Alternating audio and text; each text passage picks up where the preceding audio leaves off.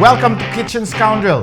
Another wonderful recipe, Asadong Vaca. We're using special cuts today. I'm using a kneecap and I'm using short ribs. Very flavorful, very tasty. And what we did was we softened it and we're going to put in all the flavors.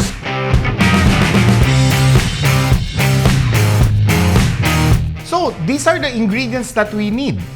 We need beef short ribs and a beef kneecap. We pre-roasted it in oil and put some water and simmered it to make it nice and fork tender.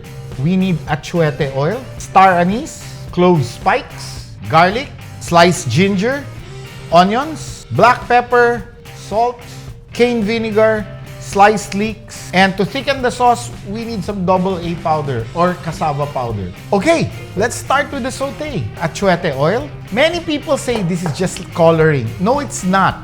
It's not. The moment it starts blending with the ingredients, then you get that wonderful woody, fragrant flavor of anato. It has to combine with other ingredients like garlic.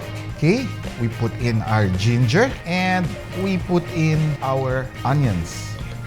And as the onions and garlic are caramelizing with the ginger, we put in our leeks. I'm going to leave a few for later for topping.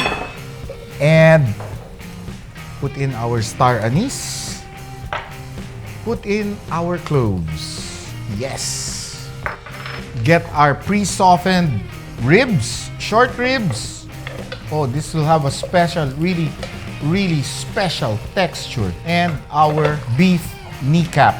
Then we put in our vinegar. Let it evaporate and later we'll put in our other flavors. We have our stock coming from the partially fried beef kneecap and short ribs.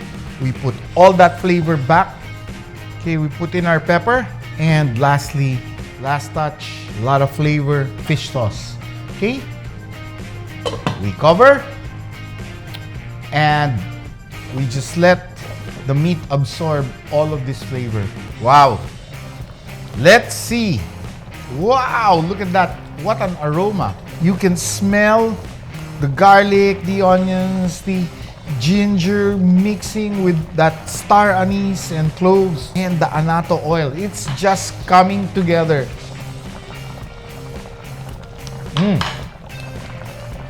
Let's finish it off with a little salt.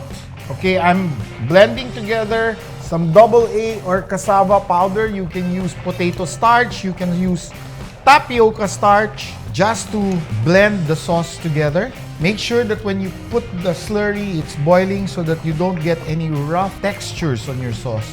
And look how beautifully shiny that sauce is. Okay, time to serve. Wow. Look at that. See that connective tissue? That's a special texture.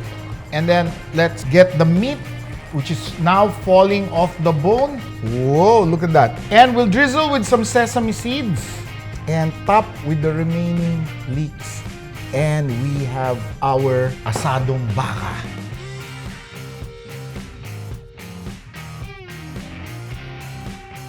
Time to sample. Let's get some fall off the bone meat from the ribs. Mighty tasty. All those flavors are coming together. And let's get some from the kneecap. Here's some special collagen. Okay?